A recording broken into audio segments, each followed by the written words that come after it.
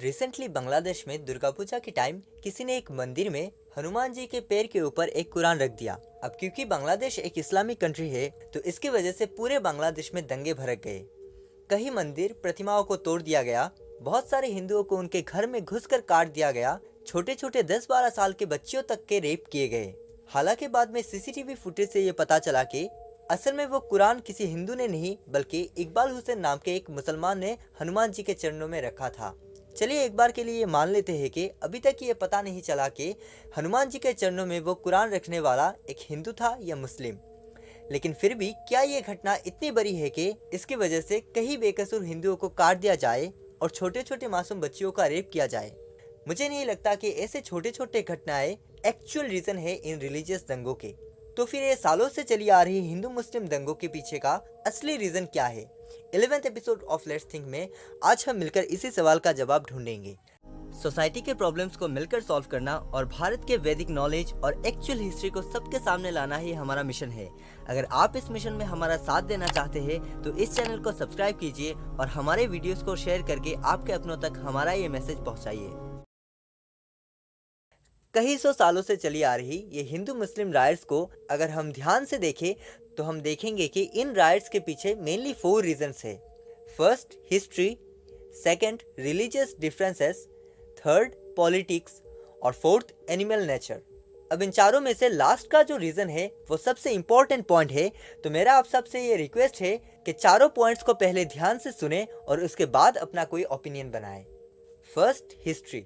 भारत में इस्लाम की हिस्ट्री खून के लाल स्याही से लिखी गई है। 7th सेंचुरी में पहली बार मुस्लिम्स भारत पर आए और उसके बाद से ही हिंदू मुस्लिम्स में हजारों छोटे छोटे युद्ध हुए जिनमें लाखों लोगों ने अपनी जान गंवा दी। कुतुबुद्दीन ऐबक, बहरुल शाल, जलालुद्दीन खिलजी, अलाउद्दीन खिलजी, खुसरो शाह, मोहम्मद बिन तुगलक, बाबर, हुमायूं, जहांगीर, औरंगजेब और ऐसे कई रूलर्स के नामों से इतिहास भरा हुआ है जिन्होंने हिंदुओं के रक्त से नदियों के पानी लाल कर दिए। जब कोई मुस्लिम रूलर किसी हिंदू राजा के राज्य पर कब्जा कर लेता तो उस राज्य में रहने वाले हिंदुओं की हालत नर्क से भी बदतर हो जाती। मीना बाजार में हिंदू लड़कियों को सरेआम नंगा करके बेचा जाता। इस्लाम कबूल ना करने पर लोगों के सर काट दिए जाते। हिंदुओं को इस्लाम में कन्वर्ट करवाने के लिए उनके ऊपर जजिया कर लगाया गया, जिसके मुताबिक अगर आप हिंदू हो तो आपको ये टैक्स भरना पड़ेगा और अगर आप इस्लाम में कन्वर्ट हो जाते हैं तो आपको इस टैक्स से छुटकारा मिल जाएगा। अब आज के टाइम में जब एक नॉर्मल हिंदू लड़का या लड़की अपने पूर्वजों के ऊपर हुए इन अत्याचारों के बारे में पढ़ते हैं तो ऑटोमेटिकली उनके माइंड में मुस्लिम्स के अगेंस्ट एक माइंडसेट क्रिएट हो जाता है। हमारा सेकंड पॉइंट है रिलीजियस डिफरेंसेस। इस्लाम और वैदिक धर्म बहुत ही ज़्यादा डिफरेंट है। एक तरफ जहाँ हिंदू गाय की पूजा करते हैं वहीं दूसरी तरफ मुस्लिम्स गाय को मारकर खाते हैं, जिसके पीछे कोई भी रीज़न नहीं है। इस्लाम में कहीं भी ये नहीं लिखा कि आपको गाय खानी ही पड़ेगी। अगर आपको मीट खानी ही है तो आप दूसरे एनिमल्स का भी मीट खा सकते हैं, लेकिन फिर भी मोस्ट ऑफ द मुस्लिम्स गाय को मारना ही प्रेफर करते हैं, जिससे हिंदू लोगों के आस्था को ठेस पहुंचती है। वही कुछ हिंदू पोर्क खाते हैं विच इज़ फॉरबिडन इन इस्लाम। वैदिक धर्म में आपको छूट दी जाती है कि अगर आप एक भगवान को मानना चाहते हैं तो मान सकते हैं, अगर आप कई सारे भगवान को मानना चाहते हैं तो वो भी कर सकते हैं, और अगर आपको लगता है कि कोई भगवान नहीं है तो आप उस बात को भी फॉलो कर सकते हैं। वही इस्लाम में स्ट्रांगली कहा गया है कि अल्लाह एक ही है और आप इसे क्वेश्चन नहीं कर सकते। कोर वैल्यूज में इतने ज़्यादा डिफरेंसेस होने की वजह से ऑटोमेटिकली हिंदू मुस्लिम्स के बीच एक गहरा स्पेस बन जाता है। थर्ड पॉइंट है पॉलिटिक्स। मान लीजिए आप जिस स्टेट पर रहते हैं वहाँ इस साल इलेक्शंस होने वाले हैं और इस बार किसी भी एक्स पार्टी से आपको इलेक्शंस लड़ना है, लेकिन प्रॉब्लम यह है कि पिछले 10 सालों से आपके एरिया में वाई पार्टी का एक कैंडिडेट जीतता आ रहा है और उसने आपके एरिया में डेवलपमेंट भी किया है और लोग भी उसी के साथ हैं। अब सोचिए आप इलेक्शंस कैसे जीतेंगे? इसका एक सिंपल सा सोल्यूशन ये है कि मान लीजिए उस एरिया में 70% हिंदू है और 30% मुस्लिम। तो अगर आप किसी भी तरीके से इन हिंदू और मुस्लिम्स के बीच में झगड़ा लगा दे और हिंदुओं के साइड से भाषण देना शुरू कर दे तो वो 70% हिंदू वोट्स आपकी तरफ आ जाएंगे और आप आसानी से जीत जाएंगे। इसे ही कहते हैं डिवाइड एंड रूल। और पिछले 2 पॉइंट्स की वजह से ये टेक्निक हमारे भारत में बहुत काम करता है और ये हमारे भारत में होने वाले हिंदू मुस्लिम राइट्स का one of the biggest reason है। अगर आप ध्यान से सोचे तो मैक्सिमम रिलीजियस राइट्स की वजह से किसी न किसी पॉलिटिशियन को फायदा जरूर होता है।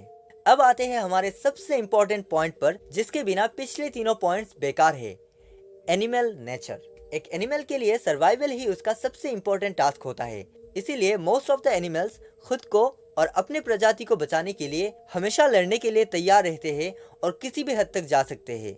अब हम ह्यूमंस भी बेसिकली एक एनिमल ही है। आज से हजारों सालों पहले जब ये टेक्नोलॉजी, ये कंफर्ट कुछ भी नहीं था, तब हम भी दूसरे एनिमल्स की तरह जंगल में ही रहते थे और अपने ग्रुप को बचाने के लिए दूसरे एनिमल से या दूसरे ग्रुप से लड़ते थे। फिर धीरे धीरे ह्यूमंस ने ग्रो किया और ये सारे टेक्नोलॉजीज बनाए, साइंस में तरक्की की और लाइफ को इतना कंफर्टेबल बनाया।